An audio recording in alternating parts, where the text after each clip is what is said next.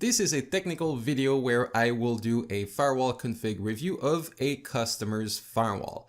I've picked that customer because, well, I know the guy for over a decade, and also he just moved to a new company that has a SonicWall firewall, and we've looked at the config, and it is the most standard config I see all the time that has the exact same weakness I keep seeing over and over and over again. So I felt you guys would probably learn something by me going through that config and flagging the things that need to be improved, because again, I feel that this config is what I keep saying way too many times.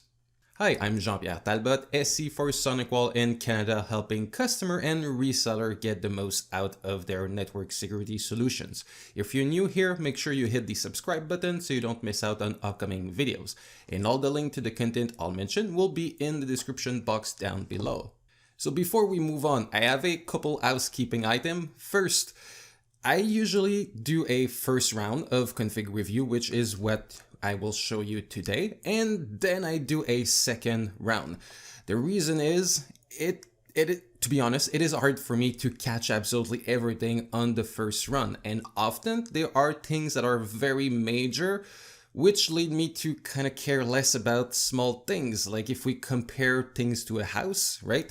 I could inspect the house and see, well, the foundation has to be completely redone. It is, cracked and leaking and whatever it is. So who cares about a door that squeaks and that doesn't really close and it rubs a bit? Who cares? You're gonna lift up the house, change the foundation, bring the house down back. Chances are the door will close perfectly fine, or it will be even worse. We'll see when we get there, right? So I feel it's kind of the same. That's my way of doing a config review with different customers. I start with the foundation, and then if they are things that are minor, I may simply get overwhelmed and not spot them, or I may just flag them briefly, or not even. Sometimes I feel like I need to go through the more crucial things, and once those get implemented by the customer down the road, then I usually recommend, you know what, let's do a second round, let's see the changes you implemented, and then I am able to find other things that are minor, but that also should be fixed. There is a good example in this customer setup. So they have multi-WAN. So the further we go in the config review, the more I get to know what customer use. So in the video, I've learned, okay, they have multi-WAN, fine. So we look at multi-WAN configs, but things that probably don't work. And further down the road, I go through, in that case, into NAT policy, and I do not see a NAT for port 25. So then we go through, where are your emails? And there are in Office 365. In that specific time, I didn't catch that, or that light bulb in my mind didn't go on saying, well, hold on, he's having multi-WAN and Office 365. So then we could leverage application control and SD-WAN to decide which link is the best for Microsoft apps and follow Microsoft recommendation in terms of latency, jitter, and packet loss, and have SD-WAN monitor both links and find out which one is the best for Microsoft and probing Microsoft servers. So, because many times people think, well, my fastest internet line is the quickest. Like, no, that's not the same. Your 1 gig internet line may not be as quick as your 200 meg internet line. So that's things that I didn't think about during that presentation. And have a look in the description box down below. I will add comment, or I will add notes like this here, where I will simply add comments and say, well, think about this or do this, just little notes here and there. And also, James, that's an invitation. Once you're done doing all the implementation of the recommendation I gave you, then I'll be happy to do a second round and spot those little things and maybe go through SD-WAN as well. So very, very, very, very important point. Do not blindly apply all the recommendation I'm giving here in bulk. If you do that, there is one thing I can guarantee: you will have issues with the S. Then you will be like, oh, I don't know, there's 30 things I've done. Which one is causing those 6 issues? Well, good luck, right? Do not apply blindly changes in bulk. You should always thoroughly understand feature you want to activate. Test in the lab to make sure that your understanding and the effect it has are the same. Make sure you understand all the stuff in your network, right? You have HR with payroll. Well, what is payroll using? What is HR using for payroll, right? Will your change have any impact on the payroll system? Will it have impact in your production assembly with some automation things that require network connectivity? I don't know, and no one knows really, right? No one at SonicWall can tell you, or myself, or DSCs, or support can tell you, yes, we know you will have issues with this thing and this and this and that altogether. We don't know. That's stuff you need to test. So do not blindly apply stuff in bulk. Again, make sure you read on the feature, you test it, and you see that it acts exactly as you thought it would act.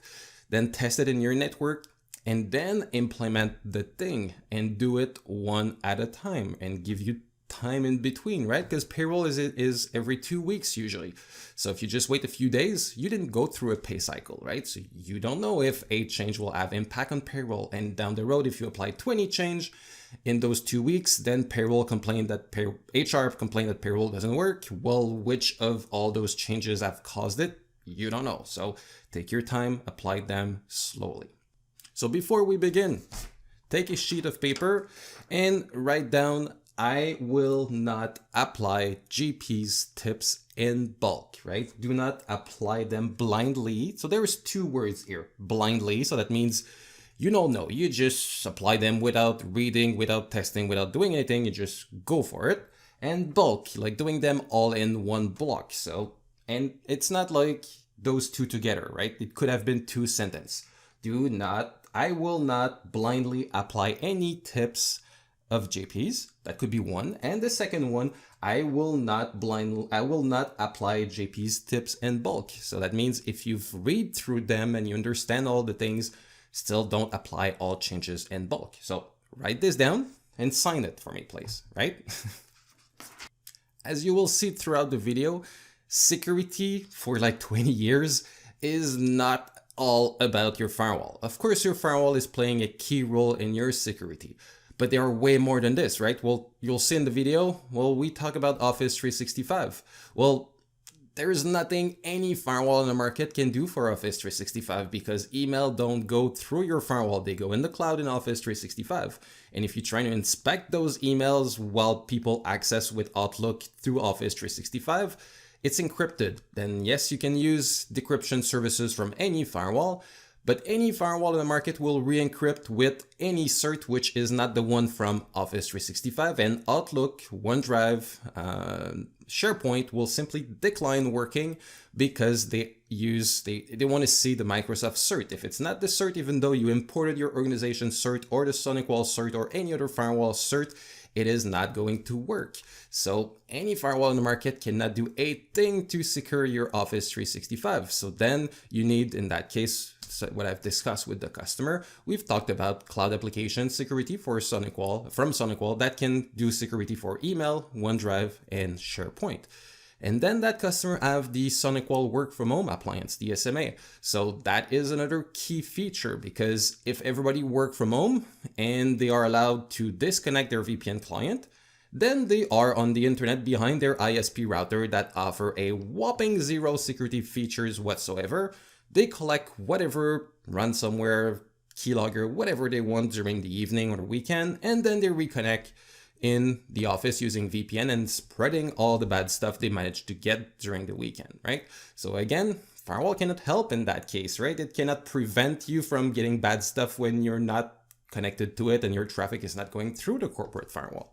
So in that video with the customer, he has the SMA. So then we just talk about, you know what, you should use the always on feature of the SMA and tunnel all the traffic at all the time through your corporate firewall. So that will be like if users are always in the office.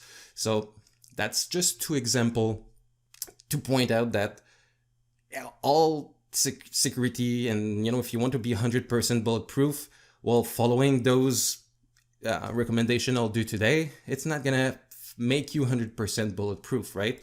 I truly hope it will get you to move closer to it, but there are still things that I cannot help, right? training employees. I had a really good occurrence yesterday. One of my ex-colleagues that I've worked with in the Eastern Canada territory moved to another territory, still for SonicWall, but he covers somewhere in the US, so I haven't talked to him for years. And then he texts me saying, hey, can you give me the cell phone number of one VP or some manager? And first, I didn't even recognize the cell phone. I'm like, well, who is this? He gave me his name. I'm like, okay, but still, I'm not gonna give a cell phone number of a VP or C-level to someone that I'm not quite sure. It's not because you tell me you are this person that I'll give you that information. So I picked the phone, called the guy. At first, I didn't recognize his voice. It's been years since we didn't talk. Then I recognized his laugh, and then I asked him a few questions, and then we had some fun, talked for like 20 minutes. It was good, and then I'm like, yeah, okay, it's really the guy he claimed he is, so then I'll give him the cell phone number of the person he's looking for, right? No firewall or no SonicWall product on the market can actually help you train your employees so that they behave correctly and they don't do or provide information or access that they shouldn't do, right? So that's another part of security that firewall or that config review won't be able to help you with. So all I'm trying to say is, this video is not going to help you be 100% bulletproof in your IT security. There are way more than just your firewall, but again, I truly hope this will help you move closer to being secured. So let's look into this. So James, thanks for your time today, and I'm looking forward to review the config of the firewall you just inherited from a new position, a new job you got. So how long have you been there? It's been approximately 3 months now that I started working at this company. So it's been a few months that I took over everything. Previously, I was working as a contractor in this company, but recently everything has been passed around to me. Previously, this firewall and other systems that we have in this organization was being managed by another IT person, but that person left the company and everything was passed on to me. So it's been a few months that I've been working in this company, approximately 3 months now. Okay, and you haven't done that configuration, of course. It's been done by the previous guy or maybe the guy before. Correct, yes. When I came into the organization, everything was already set up. It was only a few things that I implemented in the past 3 months that I've been working in this company, but no, everything was already deployed and configured before I took over. So. Good. And of course, we'll keep the name of the company private, but can you tell me roughly in what business you are? And, we have people on the road, people working from home, different offices, and how your network is roughly set up. Yeah, correct. So we are an insurance company. We have a main office in Canada. The owner of the company is also has his own small office at home, and we have a lot of our users are working remotely and are seeing our clients on site. So we have some users, some employees that work from the office. They also sometimes work from home too. But most of our users, which are contractors, they work remotely most of the time, and they connect to our corporate network through a VPN connection, through the SonicWall VPN connection, and access resources through that VPN connection. Okay, great. So we see your firewall here. So it's obviously a Gen 6 firewall. So the first thing I would advise is, of course, to look at when licenses are expiring and consider, a interesting lap of time before licenses expire and before you buy a new firewall, a new model, to move to a new Gen 7 firewall, because of course SonicWall make it always appealing money-wise for people to move to the new firewall. They always have promos to get you to get the latest and greatest from SonicWall. So if you change for a new firewall, you do a secure upgrade thing. the license on your old firewall will transfer to the new firewall. So we'll look at the value of a year and a half on a TZ400, and let's say that it's, I don't know, $1,000 that it worth. I don't know, just rough numbers. If you buy a new firewall, we'll look at how many days we can get with of services with the $1,000 you have from the old firewall, and maybe if you went with a bigger model, of licenses are more expensive, so that $1,000 is not going to give you a year and a half, will give you a year and a quarter, let's say. So if you buy it with 3 years, you will end up with 4 years and a quarter worth of license. So you don't have to wait until the end to change your firewall. You don't lose the the money you had, let's say, on remaining licenses. It will transfer. Yeah, so interesting you say that. We actually got approached by a SonicWall sales engineer. I actually got approached by a SonicWall sales engineer a couple of days ago, telling us that we are eligible to trade our current firewall with a next-gen firewall. So I have a call with that engineers next week. So I'll be discussing that with them. But what's the advantage? Like, is there a lot more security features that we will get from a next-gen firewall, right?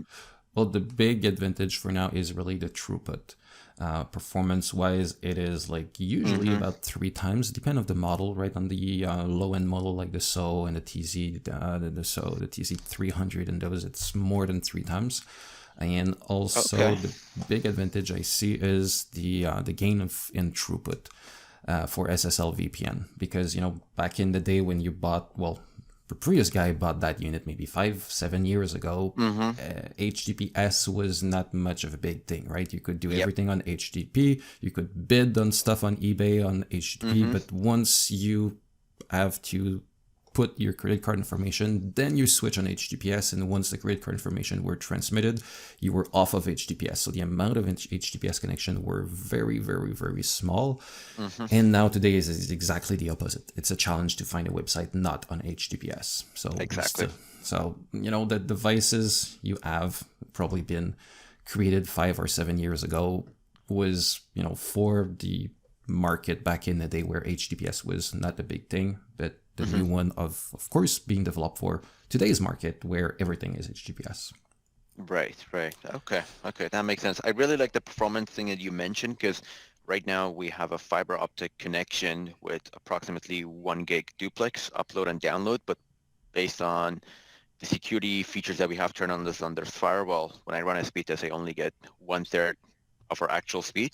So I'm guessing with the next gen, we can probably use the entire bandwidth anyways. So yeah, the new one, the TZ270, the bandwidth with all services enabled is 750 meg. That's the smallest one, the TZ270. And if you could just go up one step above the tiniest SonicWall, it's a 370 and it does 1 gig. So wow, okay, it's a huge improvement. Before you had to go to the top TZ and it was not able to do 1 gig. It was 800. So, close enough, but now it's like one step above the baby unit can do 1 gig, and before not a single TZ could do it. So in terms of huge improvement, it is it is quite huge. Awesome. So can you go into the manage menu? We'll look at licensing when they expire. Sure. And also we'll look at what license you have.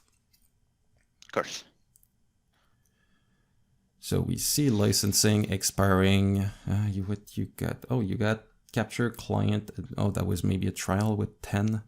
It is a trial one. Okay. So good. Next, we see Botnet filter on August of 2023. Can you keep going down? And yeah, all services are expiring in 2023. And did you add capture ATP in there? Capture advanced threat. Okay, it is licensed. Good. So that is a key one. Usually when we release those TZ Gen 6, like the 400 and the 500 and so forth, the first package was comprehensive gateway security services, which back then was not including capture ATP because back in the day, ransomware didn't exist. So then ransomware came up, and manufacturers like SonicWall and many other come up with sandboxing to not care about the signature, but just care about the behavior of a file, and that is capture ATP, which got added many years ago, but many people stick with CGSS instead of moving to AGSS, and that's what you have here. So that's great. Okay. And I see you don't have a global VPN license, but we'll dig into VPN further down the road. Great. So first thing I always go check is on the network menu on the left and interface. So we see you have X0 as LAN, 10.10.10.254. You get X1 as being your WAN, X2 is not configured, X3 is another WAN, X4 is another WAN, but no link. So yeah, that X3 one, I think we were planning to remove that later on. It was we had like a physical SIP line for our voice over IP systems, but now we're moved to a virtual SIP, so we no longer have to have that connected directly to the firewall. So this X41 is not in use anymore. X3, I believe it's our failover intranet. So in case our main internet line goes down, we have another failover configured that technically supposed to kick in when a failure happens. So, well, we'll look into this in a second. Okay. So you do have the same challenge as I see pretty much everyone having. So on X0, you have one LAN and everything seems to be in there, right? If I look at X5 and 6, they're port shielded to X0, but there's no link. So you have, from what I can see, you have one network and everything is in there, right? Right. Okay, so that's a common issue. Which is a risk.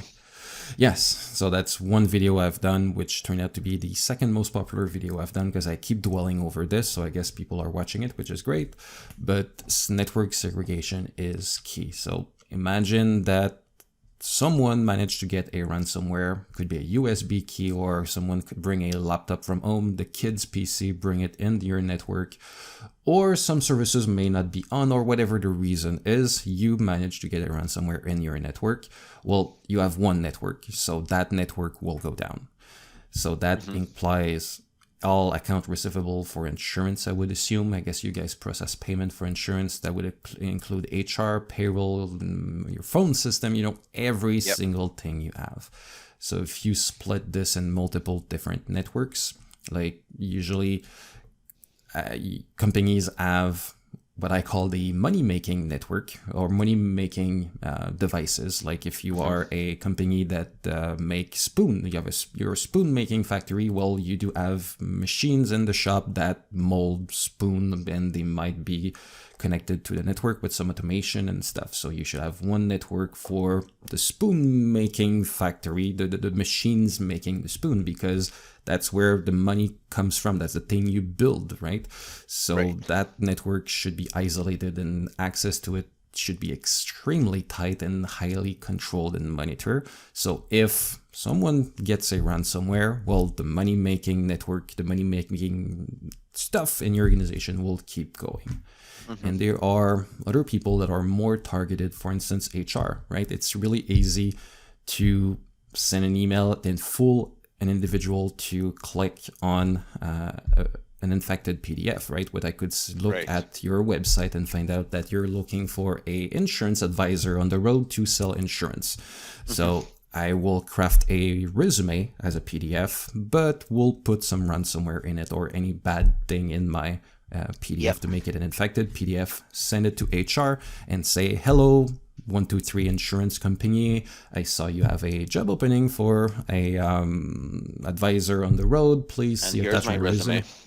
Please, looking forward to work with you, right? Of course, HR is going to click on it, right? It's their job to fulfill position and read resume. So you could, in some cases, take people and move them in that are people that are more at risk, like HR, and move them in a different network. So in the event where they get hit with a ransomware with a resume, infected resume, they will click on it. And what will happen? Well, there won't be any payroll Thursday. And that will be about it, because they don't have access to finance network. They don't have access to the money, the spoon making factory, right? Yep.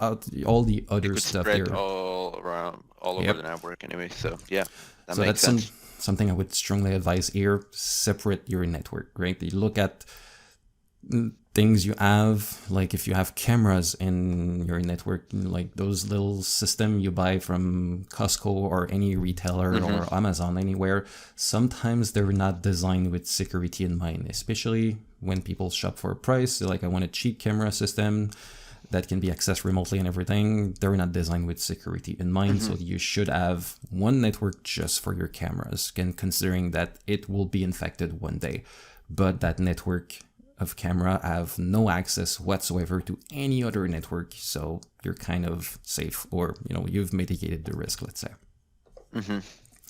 So that would be one. And of course, right, I skipped this at the beginning, but I mentioned we had that discussion before. So like I told people, recommendation I'm giving may not fit everyone, like we had that discussion. So it's something to look on your side. What can I do for network segregation? What are my most important network? What are my people or devices that are more at risk, or stuff I know that are not really made with security in mind, and isolate those things. Right. Okay. The other one, you have 2 WAN. So we'll go see how those things are set up. So on the left, it's failover and load balancing, 2 down. Yep, right here. So see, both are there.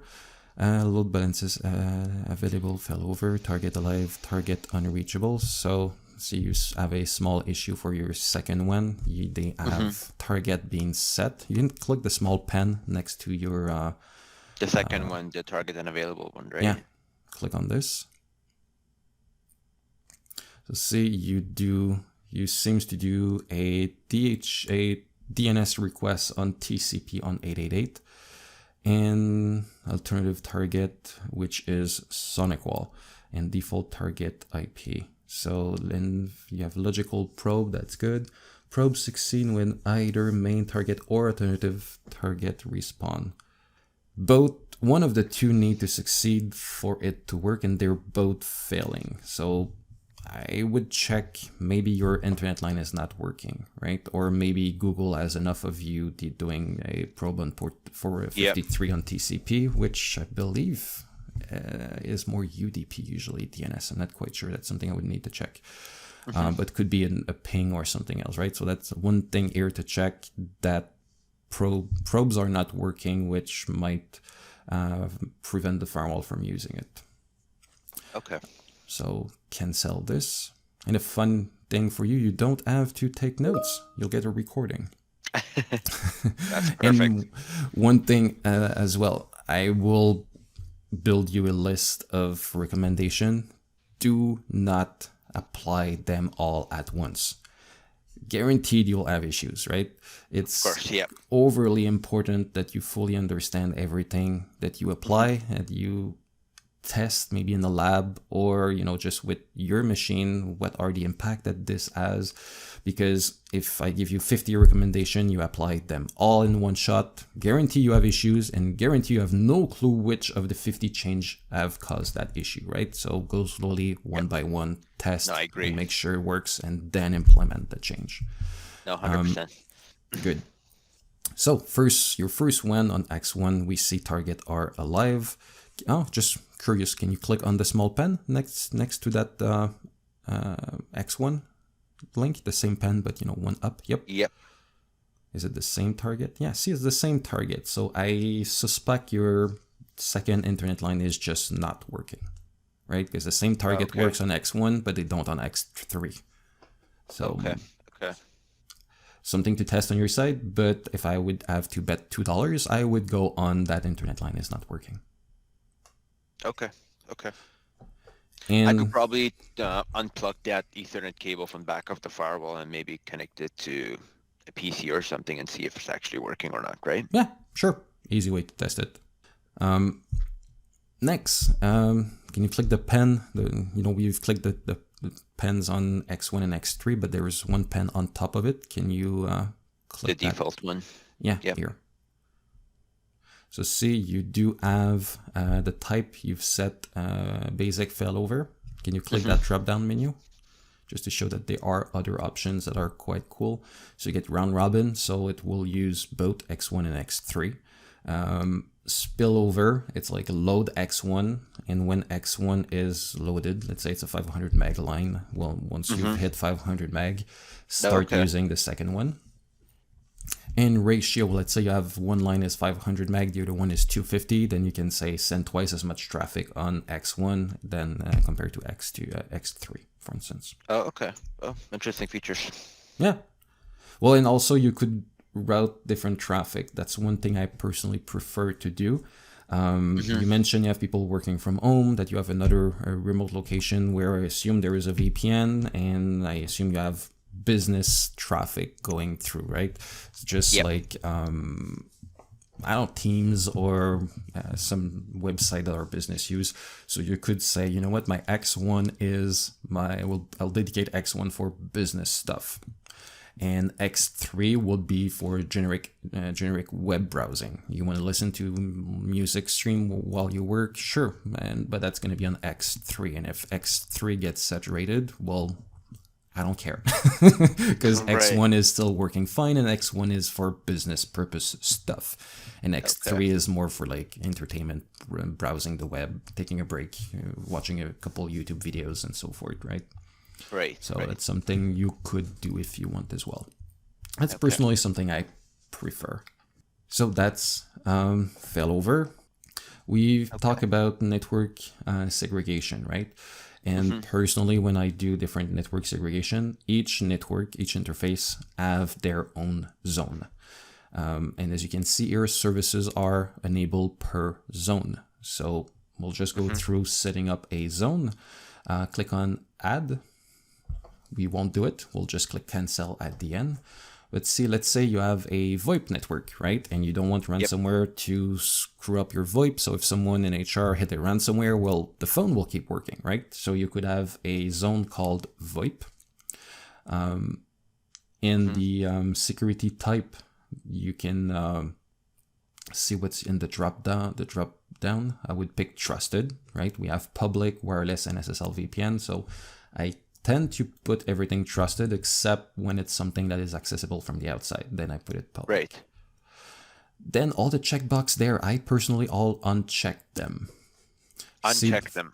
Yeah, see the second one? Auto-generate access rule to allow traffic between zones of the same trust level. So right now, you see, if you don't move anything, we see behind this window, the first zone is LAN, and it is set as trusted as well. So if that second checkbox remains, well, that means that there will be a policy allowing VoIP traffic between VoIP and LAN in and out, both direction, wide open, right? I don't like that. The purpose of doing network segregation is having a tight control between those networks. So if I have auto-generated access rule that allow traffic between zones, it simply defeats the purpose, in my opinion. Right. So I would, I would uncheck them all. And then you can see, right, VoIP, well, the phone is not going to browse the web, so you don't really need antivirus and things like this, right? So the VoIP system, the VoIP phone should talk maybe to a VoIP server, maybe inside or outside.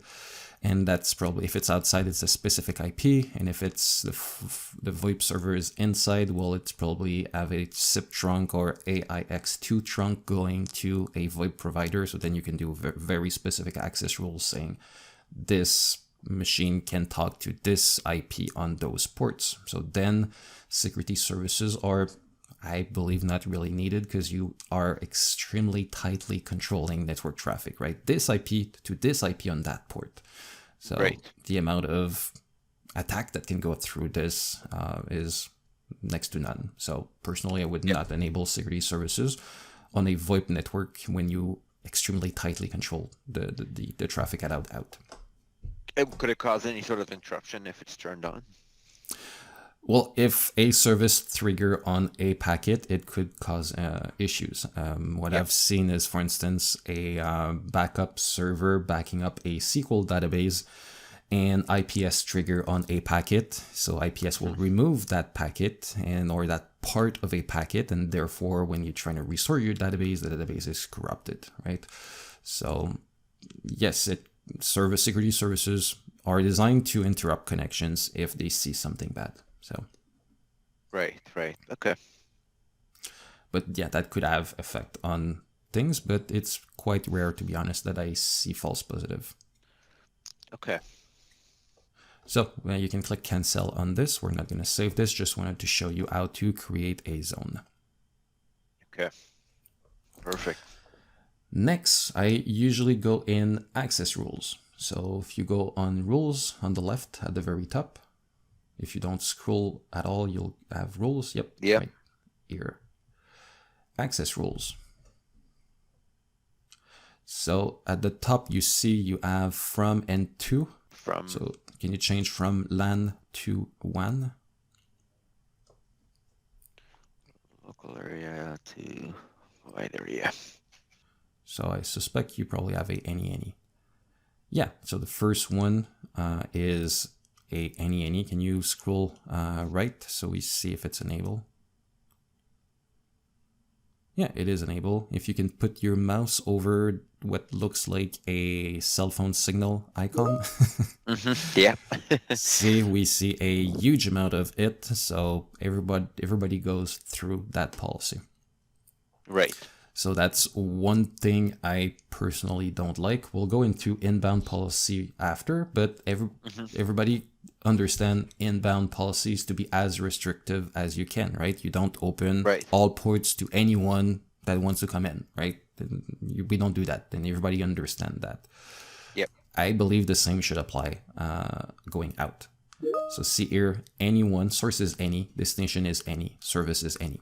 So anything can go anywhere on anything. So which lead probably to your last policy to never get used. Because if you can you put your mouse over the cell phone signal for the last policy, it's probably very small. See, 0. So traffic never went through that policy because the top policy is wide open. So personally, I always suggest to be very specific in what you allow going out. Going out, okay. Yeah. Do you have a Active Directory in your network? We do. Okay, can you do a ipconfig/all?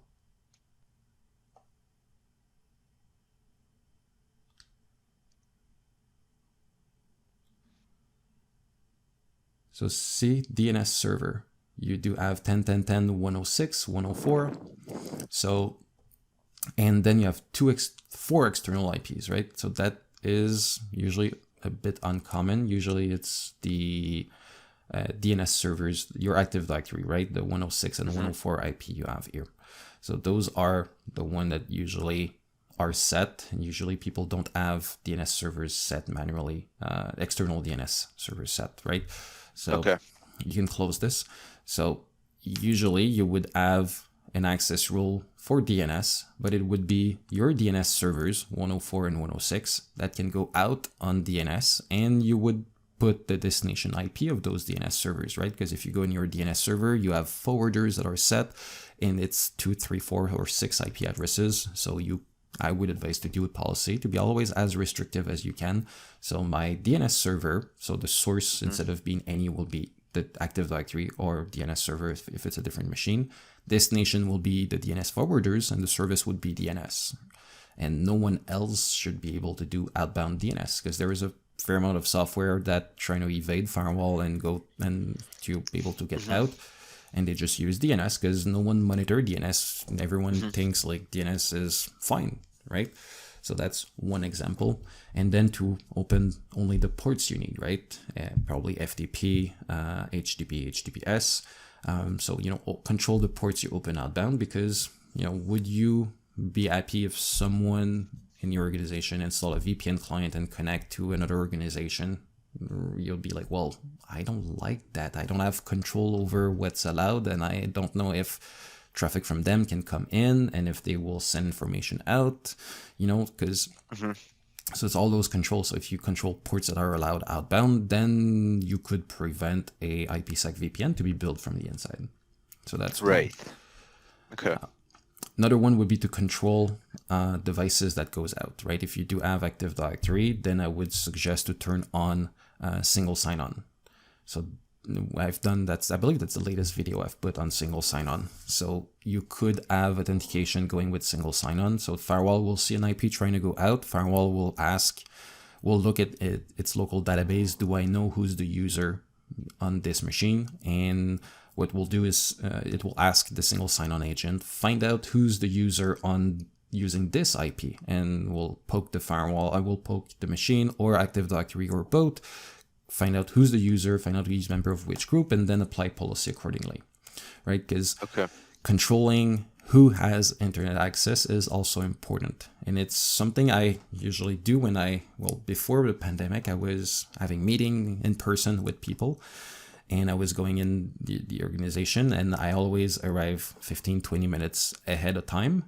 And I go at the front door, say I have a meeting with James, and I'm saying, well, you don't need to call him now. I'm 15, 20 minutes early, so I'm just going to sit there and do a few emails. And, once it's time for my meeting, maybe you may want to call him or something like this.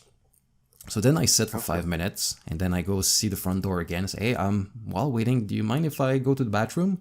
And they say, yeah, sure. And they buzz the door open for me, and they say, second door to the left, and bathroom is there. Like, good. So I simply go in and do third door to the left. I just walk around trying to find a network jack somewhere. And of course, I always find a network jack somewhere and think to myself, well, I could simply connect a Raspberry Pi to this and it will dial out and build a connection to something remotely. Then go out and go have my meeting with you. And then when I go back home, my Raspberry Pi is still pinging out. So that allows me to get in your network remotely. I've never done it, but I always try to find that network jack somewhere and mention it to you that I have a meeting with, right? So here, if in the firewall you do control people going out, if you look for authentication, like a machine that I haven't been able to authenticate, I don't know what it is, I don't give any internet access, well, my little Raspberry Pi would be useless, right? Yep. So it's another trick that I recommend. So usually people are good with inbound policies, and usually I always find policies like the one you have, right? Any, everything is allowed outbound, which is highly not suggested, in my opinion. Yeah. I guess it's an easy way to implement it, not implement it, have it configured, but it's not the best practice. I think the other ones that you are suggesting, which is the most secure one, requires more work and configuration, but yeah, well, if you... That's why a lot of people lean towards the easiest one, because it's so much easy to it works. Implement and deploy, and it works. So. But yeah, well, doing network segregation and have a tight control of outbound policies and policies between those internal zones require you to have a big, strong knowledge of your entire network. And well, I trust that if you've been there like 2-3 months, you don't fully know everything yet. You'll get to know it. But yeah, that's something important. And of course, it's a lot of work. But unfortunately, well, that's what we're paid for. Okay. Next, I usually go into NAT policies. Here. And look for inbound policies you may have. So can you change view from all type to custom? The default one is the one that comes on the firewall. Yeah, and they're usually allowing the one you created. So by default, there is nothing allowed inside. There is NAT policies to go out, but I'm more concerned about what people do as NAT policy, the one you created, right? So firewall subnet source translated IPX1. Okay, so it's just a throw it back inside. Firewall subnet. That's any. Okay, so interesting stuff. Start at the third one. Anything translated source or destination is X4. You have nothing on X4. Oh, that's the previous stuff, the zip trunk that you don't use anymore. Correct. Yeah, that has to be cleaned up. Okay. At some point. So, yeah. And the fourth one, anything outside, going to X1, translate this to the virtual phone system and original service. Yeah, so you have a NAT policy to allow, I guess, remote phones or a soft phone or something? Yep, so we have physical phones actually. So I think that's related to our voice over IP phone system. But when we first deployed these, there was some ports that we needed to have open, I believe. Well, I didn't deploy it, it was deployed previously, but it should be related to the phone system. Well, 3CX is clearly your phone system. Yep. Yeah, I would investigate this because you do open 3CX stuff from the outside. So, and it's open to anyone outside. So Okay. We have some remote phone that are being deployed that is outside of the network. So this might be related to those phones, but I will, I guess, investigate on these. yeah, and as much as 3CX is a reputable company, I don't know how often you do patch or do updates on this system for any potential vulnerability they have. Not that they do have some, I haven't checked, but companies do end up with security vulnerability and they patch it, and it's everyone has this, so it's important to make sure you patch that system. And yeah, the system patching is done automatically, so whenever it gets released, it will do it on itself, so outside of business hours. So okay, they have that feature. So okay, you're comfortable with it. I would be worried like, oh, an update occurred, I didn't ask for it, and it crashed. Yeah, so, and that's one thing as well. When I have something accessible from the outside, whatever it is, as much as the best security reputation it may have, I try to put it in a different network, thinking that if it's accessible from the outside, it will be hacked one day. That's kind of what I'm considering for security, right? So if you need and if you must open the phone system from the outside and you don't have any other ways of doing it, like there's no way to do a VPN or transfer this to a soft phone instead of a real phone, any other way to try to get rid of that inbound policy, or maybe just control, maybe it's only 3 employees and you could just say, you know what, we'll just put them fixed IPs at home instead of dynamic IPs. And then your NAT policy, you could just say, well, I allow NAT, inbound NAT, but only from those 3 IPs, right? Right.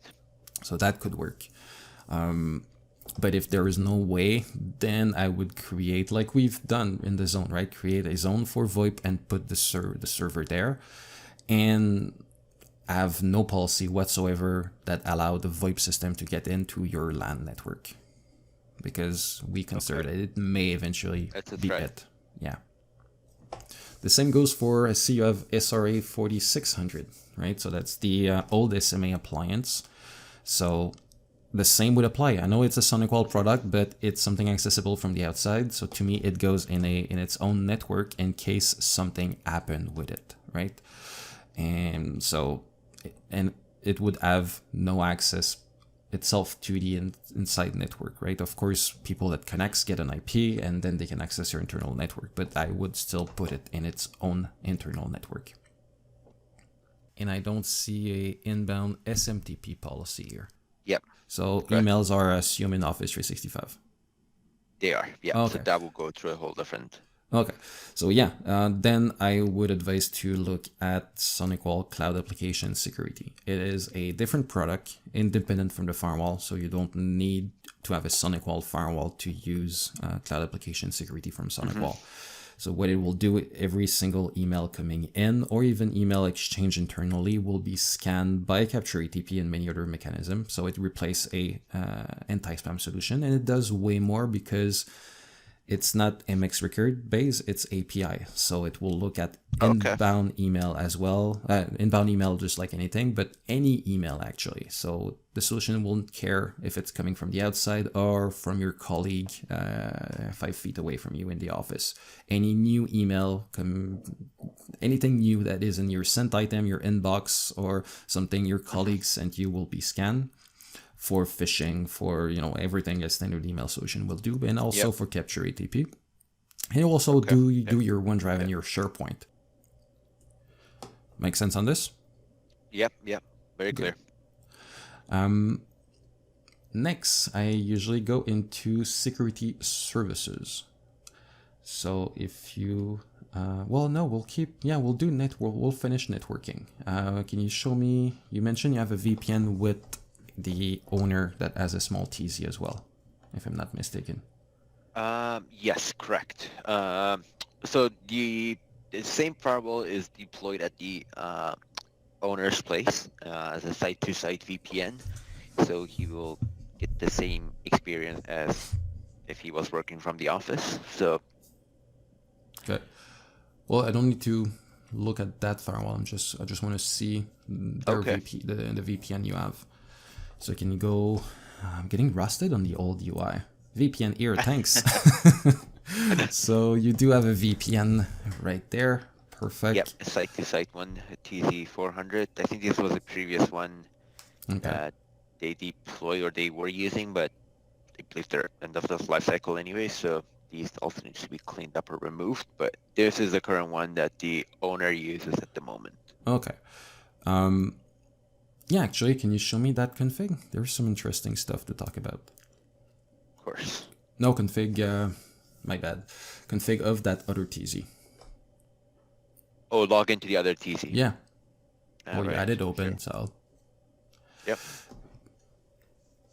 Well, you log in, because the concern I have is always it's his house, so I assume he has personal devices as well, a wife, kids, and the corporate laptop. So network segregation is also key, right? So can you go into manage and show me the interfaces? So manage menu here, network on the left.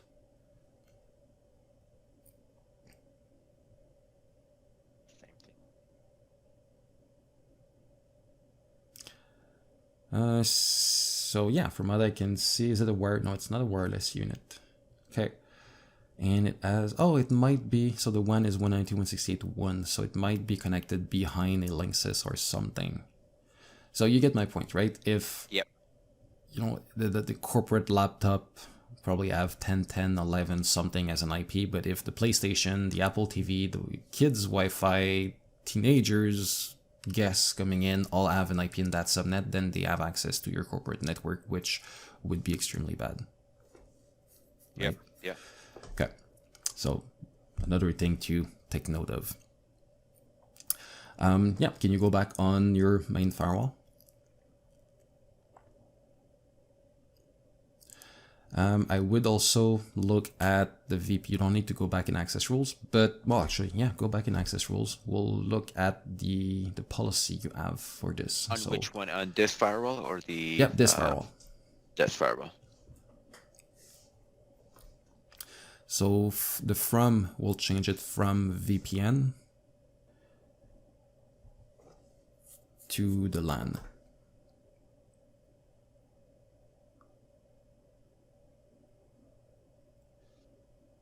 Okay, you do have a fair amount of stuff. Oh, yeah.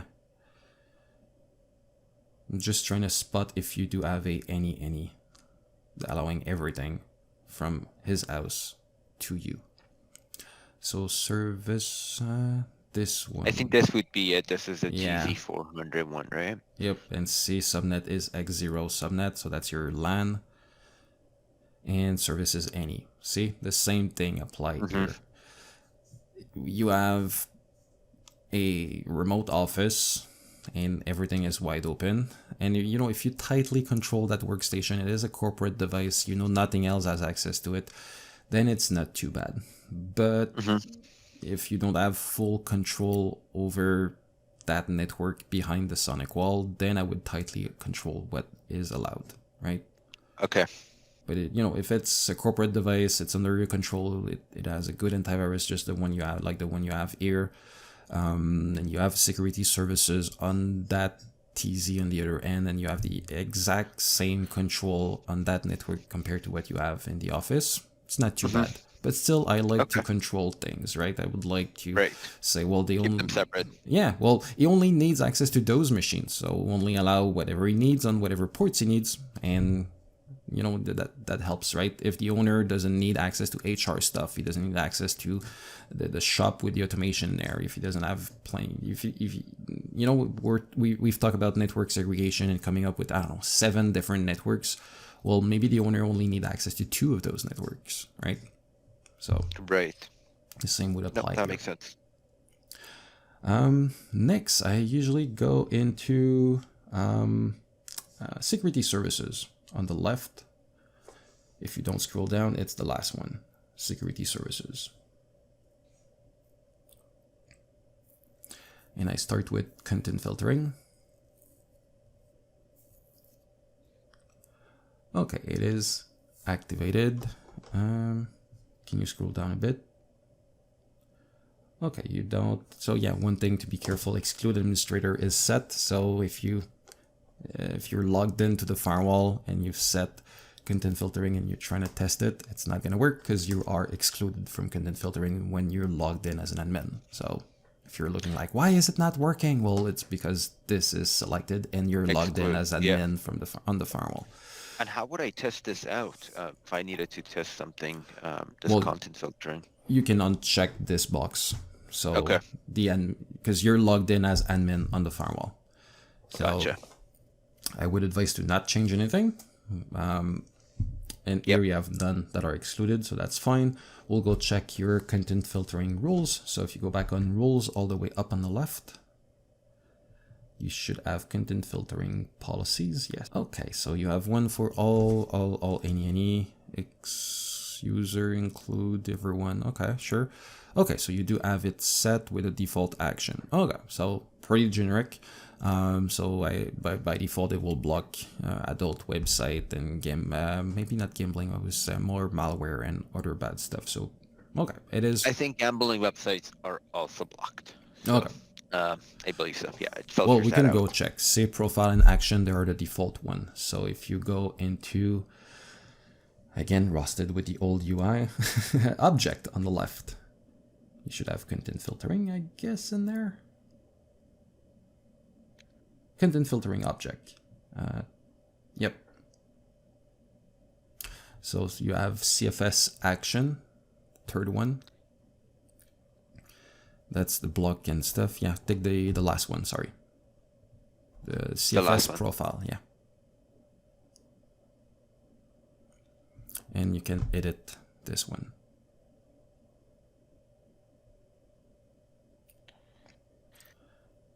Okay, I see you have a fair amount of stuff being blocked. More than average. Yeah. So see, you got, shorter. Okay, yeah, you don't have, okay. Gambling is blocked as well. Yeah, it's quite aggressive, right? You're in Ontario, I believe, so I've seen alcohol, so LCBO will be blocked, which, might be a bit aggressive. Gambling is blocked, so in Ontario it is OLG, I believe, the gambling thing, so the government lottery thing, so OLG will be blocked as well. So some will find it a bit too much, but if no one complains, you're good. No, so far it's been good. Can you go all the way down? I believe there is malware in there. Malware on the drop-down list. Yeah, all the way down. Oh. Malware is allowed. You could change that. Okay. What is that? So if there's a website? A website that SonicWall have seen being hosting malware. Okay. Could be a real website for malware, or could be a legitimate website that have been hijacked and malware have been dumped in there. Okay. So it can be blocked. Yep. Okay. It's always a good idea to review those things, right? Right. I think I saw spyware or free, like something here as well, or maybe I was wrong on this drop down when I was scrolling. Email, military. Nope, never mind. Okay, I will allow this. I mean, block this, make this change. Yeah. Anything else we need to check on these drop downs here, or the tabs that's all? Those are more like fine-tune. I did a video on content filtering where I really go in details. I spend like an hour on content filtering. But generally speaking, as a high-level overview, malware was the thing to change. Other than that, looks good. Of course, you could come up with, I mentioned that when we look at access rule to control who has access to internet and only allow people you've authenticated. Well, then if you do single sign-on, then you can have content filtering based on Active Directory groups. So different groups in your organization could have different content filtering, being more or less aggressive based on what they have to do, right? Right. We could have a gambling group. Yeah. They can gamble. Well, often Facebook, YouTube and things like this are often blocked, but HR would be like, well, I need to look at his Facebook profile before hiring him. Or marketing is saying, well, we do use Facebook as a marketing platform to do advertisement, so I need Facebook, right? So, social networking, we have here category 58. Could be blocked for standard employees, but not blocked for marketing and HR. Oh, okay. Because they have a real business case marketing to use social media. They do ads. They need to maintain the corporate Facebook page. They have real needs for accessing social media. So okay. Perfect. So just click OK here. Yep. I always tell people to not do change based on what I said, but here I feel it should. This one is. I'll do an exception for this one, and I'll put it live on YouTube. For the record, I did not follow my rule. Okay, so content filtering is set. Can you go back in Security Services? Okay, DPI, SSL. But yeah, that's something you could turn on. It's something that I usually talk further down the road. But since we just did content filtering, could be a good idea to cover it. So content filtering will work on HTTP traffic. You can there's a checkbox to do it on HTTPS. I'll put a link in the description box down below for my video on HTTPS inspection. But one thing I always advise is to turn on DPI SSL. Depending on the firewall you have and how many employees you have, maybe the firewall you have won't be able to do it. Roughly, we didn't look with. Do you know what model you have? What's the firewall model you have? TZ400. Okay, and how many users you have behind it? Say 50, for example. Okay, that would be too much for a TZ400. That would be too much. Yeah. So I would consider changing the firewall. The decryption services, I would advise maybe not turn it on this firewall because it's not going to be able to handle it. So look at the new firewall and then turn it on the new firewall. Okay. Yeah, so next, gateway antivirus. That one always takes like 4 or 5 seconds. I don't know why. Okay, so you have it on. You could, if you want, inspect the last two, CFS NetBIOS and TCP stream. Personally, I check every box there, right? Inbound, outbound, HTTP, FTP, everything. So everything on inbound, outbound? Yep. Okay. I mean, don't do it, right? Follow my rule, except the one once in a lifetime that I've not followed it. Filtering one. But yeah, there are firewalls that are designed to be able to perform at their best with all security services on, and there are some that are designed to perform very well with no security services at all, or very few. SonicWall is part of the one that perform at their best with everything on. They've been designed for this. So it's always kind of my fun when I put new firewalls, just turn everything on and trying to see where the load goes, but it never goes really high. They're really designed to have everything on. So I would check all those boxes. Configure gateway AV setting, the button you have under the table we just looked at. Yep. Disable ICAR. So say ICAR is a fake virus that the entire AV industry agreed to flag it as a virus. So many people test with this, and if you want to test your firewall, well, Firewall is set to not flag that virus, so that allows you to test your antivirus on your workstation and any other AV you may have behind the firewall. So just so you know, the firewall set as is will not flag the ICAR virus, and it's by default, and it's on purpose because we've seen antivirus on workstation getting into fault because they're not able to self-test with the ICAR virus. Okay. The last checkbox you have set, do not scan part of file with high compression ratio. I personally uncheck this. I'm like, no, you're gonna scan everything even though it's hard. Right. So yeah, I would advise to just uncheck No this exception. one. Yeah, no exception. I know it's highly compressed. You can do it. Yeah. And the one right under it, block file with multiple level of zip. If you can, I would try to turn it on. In my case, I have to remove it for my house. I found that my girlfriend has a Mac, and when she has the Adobe suite, and when she's trying to do update for the Adobe suite on her Mac, it flags the file has been multiple level of compressed files. So I could have done an exception in the access rule to just turn this off, or maybe use app rule or something else, but I simply turn it off globally, which is not the best thing. But if you could, it's something I would advise to just give it a try and see if it doesn't cause issues. To block file that have too many layers of zip, because it's weird, right? Why would you put a zip in an ace in a tar and all those all together? It's like, why are you trying to do this? Are you trying to appear and go through firewalls? And so yeah, makes sense. So you can close this. Intrusion prevention on the left. So it is enabled. Yeah, you got the detect for the low attack. It's really up to you. Personally, I always ask people, are you going to look at your logs once in a while to find out if IPS has triggered low priority attacks? And the answer is often no, I'm not looking at the logs.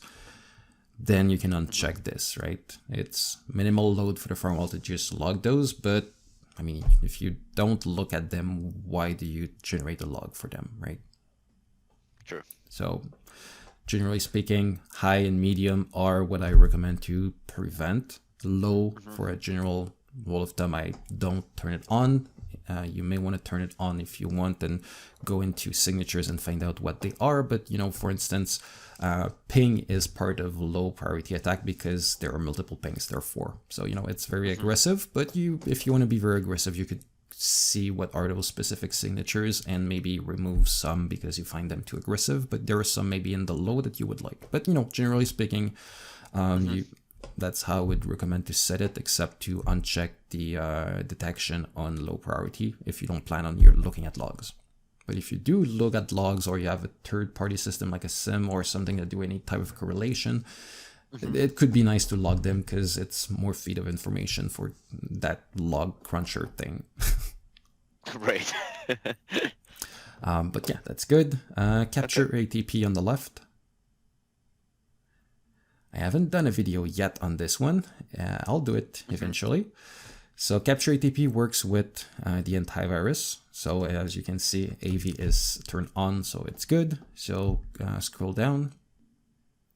See, because we haven't turned on AV on all the checkbox that we looked at maybe a minute ago.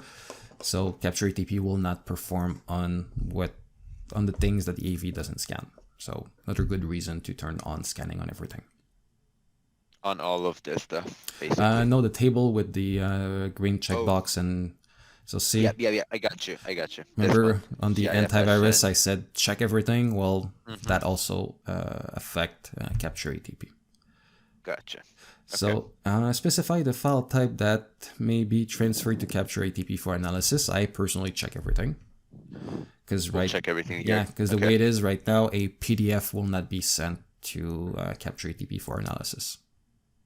And It's not as bad as it used to be, but I'm sure you remember a couple of years ago, PDF always had vulnerabilities, and they were like the number one way of attacking people was to send an infected PDF. So that went down a bit, but still the option is there to have the firewall to inspect those, so why not?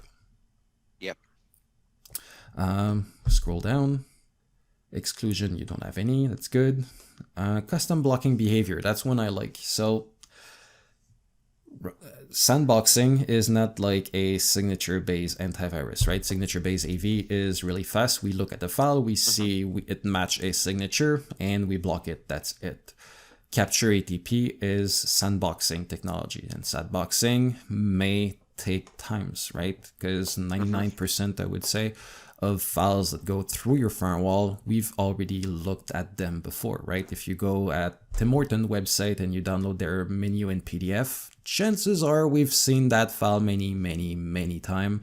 And you know, with the hash, we know it's the exact same file we've looked at 20 minutes ago, so no need to rescan it, things like this. Yep. In the event where, let's say Tim Horton again, change their menu, right? They change pricing, they add new items. They always have their, in October, their new coffee with citrouille. I forgot what is it in English. Anyway, they come up with new stuff and they create a new menu. And turns out you're the very first one on the planet to go see that new PDF menu at the Tim Horton. Well, we will need to send that file in sandboxing to see what are the behavior of any machine when you open that PDF, right? While we do this, we have two options, right? Because we don't have a verdict yet. It may take 5, 10, 15 seconds before we have a verdict. So what do we do with your browsing and your desire to look at the Tim Horton menu while we take 10 seconds to look at this file? So right now it is set to allow. That means we don't know if the file is good or bad yet, but we'll still let you have access to that file. So user-friendly is, you know, that's the user-friendly approach. And the more secured approach would be the block one, right? So that means that I'm not giving you that PDF menu from Tim Horton until I'm done scanning it. And if it's bad, well, you're never going to see it. And if it's good, then we'll let you see that that PDF, that menu. Right. So, and this will basically work even through, for example, like email attachment. Somebody who receives a PDF file through an email. If you had your Exchange server locally, yes. To answer your question, that would work for email. Well, in your specific case with Office 365, I would advise to look at SonicWall Cloud Application Security. Capture ATP on the firewall will never be able to scan your email stuff because Outlook on your workstation connects to Office 365, and that Exchange, connection, and that connection is encrypted. And even if you turn on DPI SSL to decrypt communication, Outlook will never work. There's something called certificate pinning, I believe, where Outlook is going to be like, well, I'm not working if I don't have the Microsoft cert. Even though you give me an exception, you imported the SonicWall cert or any other cert, I don't want to work. So we have no way to inspect. But this thing would work if I, for example, just go to a web page and there is a PDF file there and I'm trying to download it. Yeah, like I mentioned, going to see Tim Horton website and download their latest menu in PDF. Or Word document, Excel document, or EXEs that you download. So that's where the firewall will be able to kick in with Capture ATP. Right. So best a more aggressive approach or more secure approach is to basically block these files, or basically say, you know, we're going to scan them first, then you're going to be able to look at the menu and pick. Okay, gotcha. Yeah, it's been a while I haven't tested it, but if you click on a PDF, let's say again on Tim Horton website, the firewall will show you a page saying, please give me a minute, I'm scanning this file. And once it's done scanning, it's going to refresh and you'll see the PDF menu you had. Oh, okay. For EXEs and stuff you download, you know, when you click on a file and you say it's saying run or save as, for downloads, your download will fail until we're done scanning it, and then your download will not fail anymore, right? So what I usually advise people to do, people like you, is to send an email out to employees before turning this on, to tell them the expected behavior and why it's been done. Because the I cool, got you. 20 years ago or 10 years ago, IT security was not taken really seriously. But nowadays, it's hard to find someone, even someone in HR, finance, accounting, engineering, that never heard of ransomware, right? Yeah, yeah. So they know ransomware, they know identity theft, they know all this. So when you send an email out saying, yep, you'll see this behavior and this behavior, it's because of this. People now understand. I love my job now. People know what we deal with. No, totally. Especially when a lot of threats are basically embedded into, documents. Most of the time, they're either, a Word document or an Excel document with a macro malicious code, or there is a PDF one as well. So it's important to have this, I believe, turned on our end. We have this enabled on our email security gateway through Office 365. So we use attachment sandboxing. Okay. And a lot of those gets scanned and flagged most of the time, but it's also important, if people are like browsing the web, downloading any sort of attachment from a site that they're not know whether it's safe or not, it's important that, there is a service that automatically scan that file before they can open it. Yeah, exactly. Because I've seen people, I remember a couple of years ago, I was sitting in an office somewhere at a customer, and someone called IT saying, I got someone sending me a Excel document with macros and it's blocked and I need that file. And the IT guy was like, well, sorry, Excel document with macros are dangerous, so we blocked them. So please tell that person to maybe send it in PDF or any other format. And the person was like, well, it's my bank. I cannot call my bank and tell them to, the process you've been running for years and you have thousands of, change that for me, please. Not gonna work. Yeah, exactly. So you need sandboxing to make sure that potentially that file that could be potentially dangerous are inspected to make sure they're clean. And that's what sandboxing is for. Right. Okay. So yeah, that's something I would advise to do as well. So, maybe do an email, send it out to people, and then turn on the blockage on this. Okay. Sounds good. Anti-spyware on the left. So it is on everything. Okay, that's an easy one. So we're good. Next, RBL. Oh, We'll look. Yeah, it's blacklist for email. Yeah, that's something for you. Okay. what is this one? RBL. Real-time blacklist. Blacklist. Okay. Don't think they're really relevant to you because you have Office 365. Geo-IP. So block connection, all connection. That's good. Enable logging is always important. Can you look at the first tab, countries? Okay, so you did block a fair amount of countries. I did. Well, not you, the guy before, but yes. I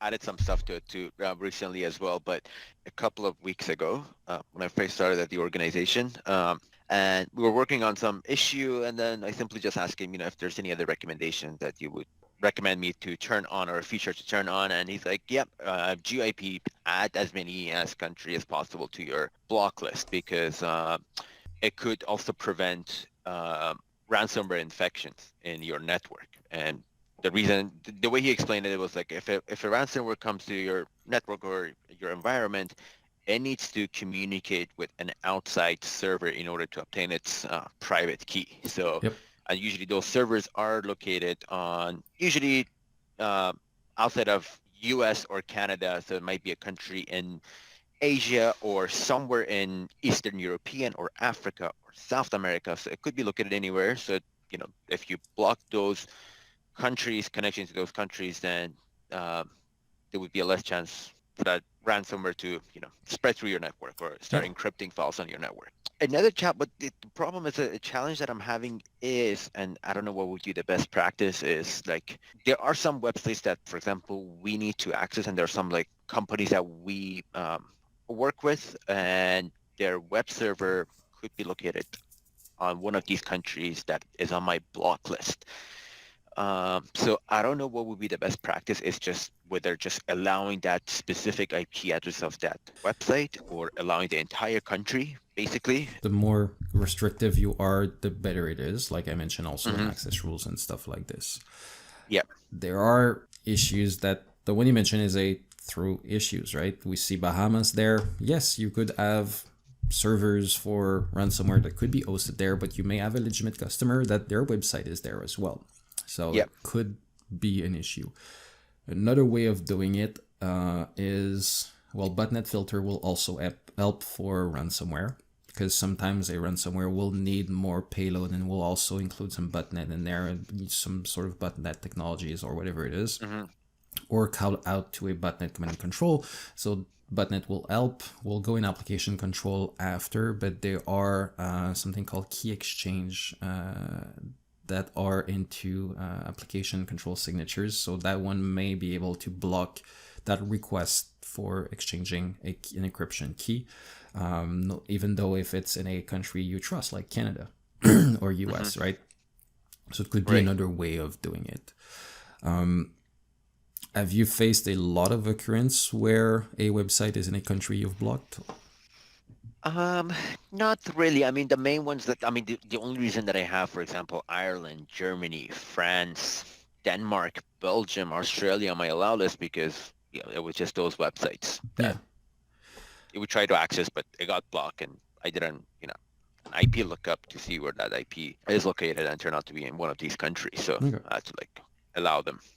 Well, if it works good the way it is, you could leave it there. Okay. And remove countries. Let's say we see Argentina in your block list. Well, it's a lovely country. Yep. So if there's totally. something that cause issues, then you could move it to your allowed country and rely on other services to catch any potential threat. Gotcha. Okay. Next, botnet filter. So botnet is, a machine that could be having a small agent on it, and there is a command and control for botnet where, command and control are just like a standard business, more or less legal, let's say. But what they do is, you can rent services from botnet and ask 1,000 machine to do crypto mining or to hit a website and kill it, like do a DDoS or just collect credit card information and plenty of things like this. So SonicWall has a list of command and control IP addresses on the internet that are the IP addresses calling the shot to the workstations, saying, hey, starting from now, start collecting credit card information, or and tomorrow please do crypto mining and things like this. So what we do is to block communication to and from those command and control websites. So I'm not too worried when a command and control IP trying to hit you from the external, because you have very few access rule NAT policy to allow inbound traffic. But it's where I see a big value is on the outbound, because if you have a machine that has a botnet agent running on it, that thing will call out every minute or every hour or every day saying, hey, I'm here, is there anything you want me to do, right? So then we'll see that communication from inside going out to a command and control, and we'll be able to block it and log it like you have here, right? First checkbox is to block it, and the last one is to just log it. So log it. Okay. So I love it because it's going to log it and say, well, you do have a botnet. This machine trying to communicate to that IP address. So then you can be like, okay, we'll look at it. Maybe I'll try another antivirus or the SonicWall antivirus to see if it's going to catch it, or, trying to find something different to find out what is this thing doing, right? Right. And is there really a botnet agent on the machine? Okay. We went through decryption, so that's good. Recommendation was to turn it on a new firewall. Last one would be application control. So if you go up, okay, so it is not enable. So I would advise to enable it, and the first two checkbox, all three, enable app control and logging for application. would be... Obviously, I'm not going to click accept. I just want to have, so this is the one that you would recommend. Yeah, file name login. I would need to look at documentation. I don't recall exactly what it does, but yeah, the first two. The first two. Yeah, so you turn on application control and you log application being used. So it's useful to see what people do. And also we'll look at categories. We're trying to find out, can you look in the drop down called category? We'll see what categories we have in there. Application, backup, browsing, business, download.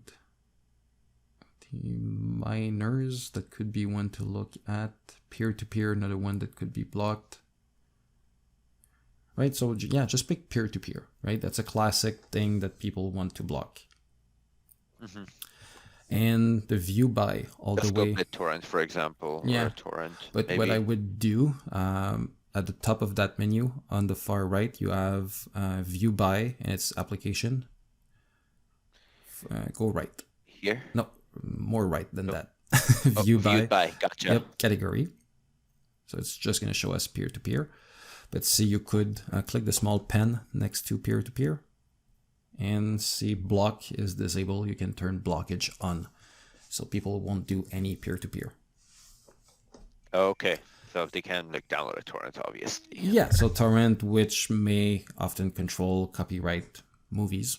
Of course.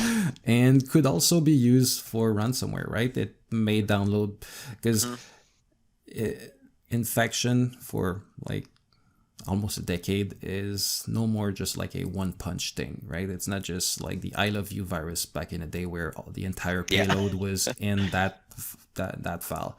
So you click something that may start a small peer-to-peer to download more payroll, more piece of software, and then it may go out on Botnet, and then it may start to exchange a key. So it does a lot of things. So if you kill peer-to-peer, maybe a ransomware infection will miserably fail because it was not able to download extra payload that it needed through peer-to-peer, right? Right. Another one you can do in application control, the category is proxy access from a quick Googling I've done. So on the left, you have category, change it from social network, change it for proxy access. Proxy access, okay. And the view by, change it from category to application.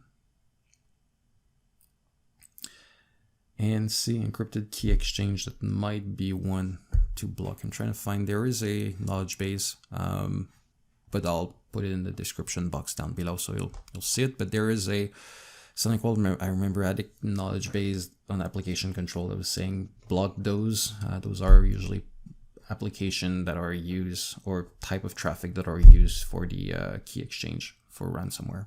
So that's something that can help as well. I'll send you the link once I find it. That would be great. So we've done all security services interface.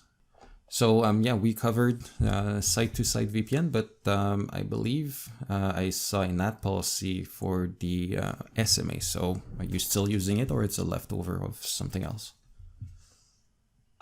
We were using, so on the policies that we reviewed, there was a SRA 4600, which has been upgraded to the SMA 500 series. The virtual appliance, I think we still need to update the naming of the appliance on our firewall rules, but this solution was upgraded to an SMA 500 virtual, and that appliance is used for our users to connect to the VPN using a VPN client, the SonicWall Net Extender client, on their personal computers. So we have the bring your own device policy. A lot of our users don't have business computers. They use their own computers to do their work. So they connect to the corporate network using SonicWall Net Extender and access resources on the server. The SMA is also used for connecting to desktop computers at the office. So people go to the portal and log in with their username and password, and they can actually connect to their office computers. Because some of our employees, they work from the office, they have a physical workstation at the office, and some days they work from home, and in order to connect to their office computers, they go to the VPN portal and connect to their computers through there, Okay. through the portal. So you're yeah, using both. SMA is used for. Okay, so you use Net Extender, the VPN client, as well as the web portal. Okay. Correct. Yeah. What I usually recommend for bring your own device is to just use the web portal, because bring your own device is a untrusted device, right? It could be the kid's PC, and it could have a free antivirus that is, well, let's say not as good as a business grade type of antivirus, right? So those machines are, and it could be Windows XP or, something that's supported and unpatched and plenty of issues. It could have plenty of torrent client installed. It's, teenagers' PCs are usually the worst. So I would avoid to connect them Net Extender for obvious reason of that machine is untrusted. It may have viruses. And when you use Net Extender, you're building a VPN, right? You have a VPN, you have a connectivity to your network. So you're connecting something that is potentially virusful and bring connect to that network. So in those cases for bring your own device, I recommend the portal, because you could have icons for different things that they need to access. And for instance, remote desktop, you can control what's allowed with remote desktop, right? You can say no cut and paste, no file transfer on remote desktop and things like this, which is very good security wise. And then for employees having a corporate laptop, then I use Net Extender. And for security reason, what I recommend is to do a tunnel all. So you force all traffic through the tunnel. So if they want to go on Facebook, it's going to go in the VPN, out through the firewall we see here, and through all the security features you've set. So at no time they can access internet themselves without going through the firewall. And also I recommend setting the always on VPN. So that means that the VPN is always on. Users don't have the option to connect or disconnect. It connects, that's it. So they are kind of under a leash, right? They're always in the VPN. There is nothing they can do about it, because the issue is if you don't do always on VPN, then once you disconnect the VPN, you're behind your ISP router that has no security services whatsoever. So then you're free to collect any bad stuff on the internet, because you don't have security services from the firewall anymore. You're just straight on the internet. So you can collect keylogger, ransomware, anything you want, and the next day you start a VPN to the head office and potentially infect the network. And you repeat that cycle every day, and you multiply by the amount of users you have. So if you do obviously this would be for corporate laptops, right? Not personal laptops. Yeah, corporate laptop, you want them under a leash, under your control. You kind of have them like if they were in the office, right? If you do a tunnel all and always on VPN, that's like if they were in the office. So that also helps.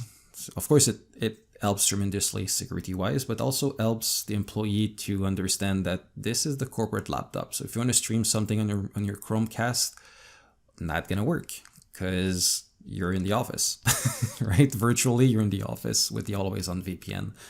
So they will understand that, well, no, I cannot do anything I want with that machine. It's a corporate device, right? So some will tend to think that the corporate laptop, when there is not much control, kind of became their laptop and they can do whatever they want, and they don't apply the same restriction they would apply to themselves if they were in the office, right? So that makes sense. So yeah, that's okay. Great. It's a great thing you have the SMA, because I see many people doing VPN for work from home with the firewall. And firewall is great for doing VPN, but it lacked the always on VPN. So users are free to connect and disconnect whenever they want, and then to have no security and, like I mentioned, infect themselves and the next morning reconnect VPN and spread that virus. So it's a great thing you have the SMA. Could be something to be maybe fine-tune a bit. So again, bring your own device, I believe, should use the portal, and corporate device should use Net Extender with tunnel all and always on VPN, if at all possible. Well, with the portal, are they able to? So the reason that the SonicWall Net Extended client is installed on a user's personal computer is so that they can access documents, PDF files that are located on our network shares. So if when you say a portal, can that network share be accessed Yeah. to download files, and at the same time, is it possible to upload files back into the portal? Because these users have their own, what we refer to as their own user folder. So all these clients file, insurance documents, stuff that is related to the client is not installed, is located on their user folder. So are they able to access their user folder and have full permission through that user folder Yep. if it's access through the portal? Yeah, in the portal, you create icons like a resource. Let's call it resources, but in the UI, it looks, for the user, they'll call it an icon. So an icon, a resource can be a remote desktop where you can control what they do. And do you want to allow transfer file over a remote desktop? Do you want cut and paste to work and things like this? There's probably like 20 things you can control. But another resource can also be a shared folder that you can access. And the cool thing is, well, there's a few cool things with the SMA. The web portal is in HTML5. So if someone does bring their own device with a Mac computer, well, you don't have to be like, okay, I'll install you the VPN client for Mac. And if they want to do remote desktop, you'll be like, oh, okay, hold on, I'll install you remote desktop for Mac. It keeps to be sort of a challenge when you deal with non-corporate device. It could be a Chromebook, it could be a Windows XP, Windows 10, it could be a Mac OS. So the fact that the web portal of the SMA is HTML5, it makes it OS agnostic, right? It's a web page. It works with your Apple TV. It works with an iPad. It works with anything. Mm-hmm. And the other cool thing you can do with the SMA, it's an add-on fee, but you can license capture ATP. You know, the thing we've talked about, sandboxing. So when users upload a file through the portal, that file will go through capture ATP, and if it's clean, then it will be delivered to the server, to the file share. Okay. So it's another great feature because, again, we don't trust that machine. So if you put capture ATP, they can download file, no problem. But when they upload a file, then we will send it to capture ATP to make sure it's clean. Okay, that makes sense. Now, through the portal, if we do that file sharing through the portal, that it can access the resources on the network through the portal, are they able to, like, if there's a document they need to fill out, when they, like, do they first need to download it on their computer and then upload it back onto the portal, or? Okay. Yeah, you cannot, like, double click the file, open it, do changes, and then close and save. You need to download the thing, changes, and upload the thing after. Okay, so it needs to be downloaded on the local machine, opened up, saved, back into the portal. So it's like an upload process, right? Yep. Basically. Okay, I got you. So yeah, that's roughly what I would recommend. So we think we're getting to the end now. We've looked at the firewall. We look at network segregation, interfaces, licenses, access rules, security services, VPN. I think that's it. Perfect. I have a question for you. Sure. Is there a tool for a general network monitoring? I know everything on the Sonic, the TZ400, gets logged, but sometimes going through those logs is a pain, and like sometimes it could be complicated. Of what am I looking for? Yeah, what am I looking for? Is there a solution that can like filter those out, or like provide a summary of, hey, these are the critical things that happened today or last week, or it's something called analyzer. It used to be called analyzer. It's called an analytic now. So it could be either cloud or on-prem as a VM on your side. If you have the SMA 500V, well, you could have analytic as well. So you tell the firewall to send it stuff to analytic, and it's going to be that log cruncher that's going to give you a report of where people go, what they do, what drain your bandwidth, and take those gazillion words and present them in something readable, right? Okay. And I believe so that would be the one that you recommend for us to use then. Yeah, and I believe you can download a trial. So if you go on my SonicWall website, You do have free trial software on the left, and I'm pretty sure Analytic is there. Alrighty. Anything else while we're here? Not that I can think of at the moment. Okay. Well, thanks for your time, and No worries. I hope that I appreciate it. Thank you. I hope that build you a decent list of to-do items for your firewall, right? To do network segregation, fix the access rules. Security services were good. Application control needed to be enabled. You get plenty of categories of stuff you can block in there as well. We'll appreciate your time and all the suggestions. We're going to be implementing them one by one, of course, not all at once, but now we appreciate that. Good. It was really, really helpful. I hope having an expert look at our current configuration and be able to make good recommendations of how we can improve our security posture. Good. So yeah, I hope it worth the hour and a half that we spent doing that config review. No, totally. Thank you so much. Anytime. Have a good day. Thanks for watching. I hope you liked that video and that you actually learned something and spotted things in your config that are pretty much in line with what you've seen, and you understand the impact and what you should do. So I really hope that you will take action and make things better in your firewall. And if you like that video, please consider subscribing if you want to see more videos like this. So thanks for watching, and see you in the next one.